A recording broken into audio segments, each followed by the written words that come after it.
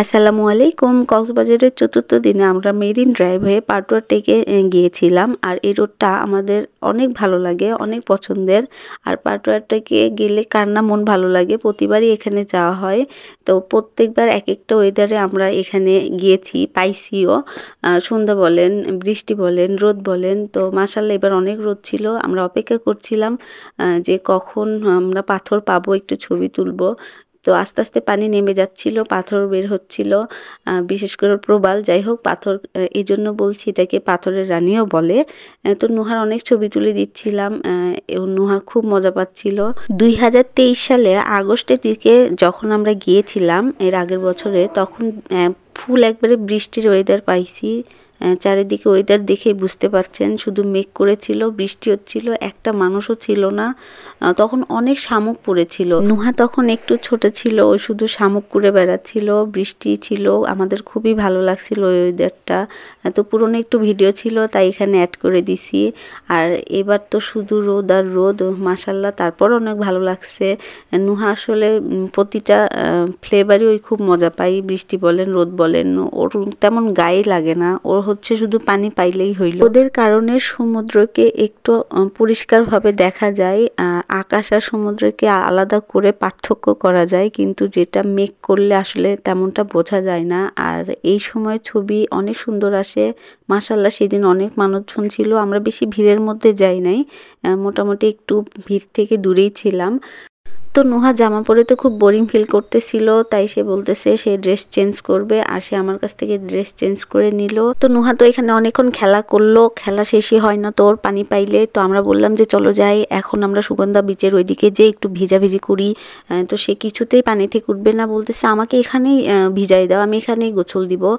তো আমি বললাম যে না, এখানে তো হবে না। তো যাই হোক, অনেকক্ষণ ঠেলাঠেলি করার পর তাকে এখান থেকে নিয়ে গেছি। পাটুয়া টেক থেকে ফেরার পথে মেরিন ড্রাইভে এরকম অনেক সুন্দর সুন্দর জায়গা থাকে, যেখানে আমরা মাঝে মাঝে দাঁড়াইছি একটু করে, আর একটু করে ভিডিও নিছি। জায়গাটা অনেক সুন্দর লাগছিল, তেমন মানুষজন ছিল না, মাশাআল্লাহ জায়গাটা অনেক সুন্দর ছিল। আমরা 1200 টাকায় একটা টমটম ভাড়া করেছিলাম। তো মামাটা অনেক ভালো ছিল টমটমের, যেখানে সুন্দর সুন্দর জায়গা পাচ্ছিলাম ওনাকে বললেই উনি দাঁড়াচ্ছিল। আর আমরা এটা সকাল 9টা থেকে দুপুর 3টা পর্যন্ত এই সময়ের জন্য নিয়েছিলাম।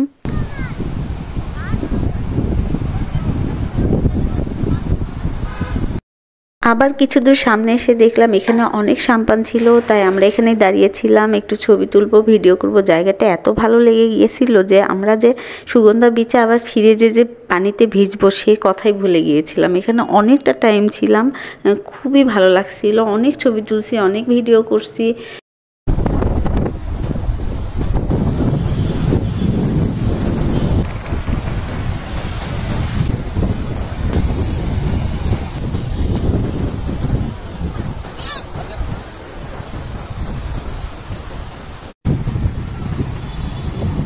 কক্সবাজার থেকে টেকনাফের এই মেরিন ড্রাইভের দীর্ঘ 80 কিলোমিটার পথের একটু খানিক পরপর যে সৌন্দর্য পাচ্ছি, এ কারণে আমরা একটু পরপর গাড়ি থামাচ্ছি আর নেমে যাচ্ছি। আর যেখানে দাঁড়াইছি এখানে মাশাআল্লাহ এত সাম্পান ছিল, দেখে খুবই ভালো লাগছিল। আমরা এখানে অনেকটা সময় কাটাইছিলাম, তারপর আস্তে আস্তে বের হয়ে যাচ্ছিলাম। এখান থেকে চলে আসার সময় দেখলাম জেলেরা তাদের জাল নিয়ে খুব ব্যস্ত, হয়তো বা তারা কিছুক্ষণের মধ্যে হয়তো সাম্পান নিয়ে বের হয়ে যাবে। আর প্রতিটি সাম্পান দেখে বোঝা যাচ্ছে তারা কতটা ব্যস্ত থাকে তাদের কর্মজীবন নিয়ে। তো আমরা এখান থেকে আস্তে করে বের হয়ে যাচ্ছিলাম, আর যেতেই দেখলাম এখানে অনেক ফুল ধরেছিল, তাই ভাবলাম একটা ফুল একটু ছিঁড়ে নেই। মাশাআল্লাহ ফুলটা অনেক সুন্দর ছিল। আর এখানকার জায়গা দেখে মনে হচ্ছে আমি হয়তো সুইজারল্যান্ডের কোনো একটা জায়গায় গেছি, তো বাংলাদেশের সুইজারল্যান্ডই বলা চলে। তো এই মেরিন ড্রাইভের প্রত্যেকটা রোডের আলাদা আলাদা যে ফ্লেভার, আসলে মাশাআল্লাহ অনেক সুন্দর। তো এখানে দেখলাম ঝাউবনের এখানে সব ডাব বিক্রি করতেছিল, তো আমরা 2টা ডাব কিনে ফেলছি। মাশাআল্লাহ ডাবগুলো অনেক মিষ্টি ছিল খেতে। তো ডাব খেতে খেতে আমরা এক পাশের পাহাড়ের অপরূপ সৌন্দর্য আর অন্য পাশের অপরূপ হচ্ছে সমুদ্রের সৌন্দর্য নিতে নিতে আমরা সামনে এগিয়ে যাচ্ছিলাম। আর এবার এইদিকে এতটা টাইম স্পেন্ড করছি যে কারণে আমরা টেকনাফ পর্যন্ত যেতে পারি নাই। দুপুরের খাবারের জন্য আমরা হাবিবি সি ডাইন এই রেস্টুরেন্টে খেয়েছিলাম হাঁসের গোস্ত দিয়ে ভাত, মাশাআল্লাহ অনেক ভালো ছিল, যেটা আর্মিন রিসোর্টের নিচে রয়েছে। আর এটা নিসর্গ হোটেলের খুবই কাছে। আছে। তো যাই হোক, এখানে আসলে অবশ্যই আপনারা একবার হইলেও খাবেন, মাশাআল্লাহ খাবার অনেক ভালো।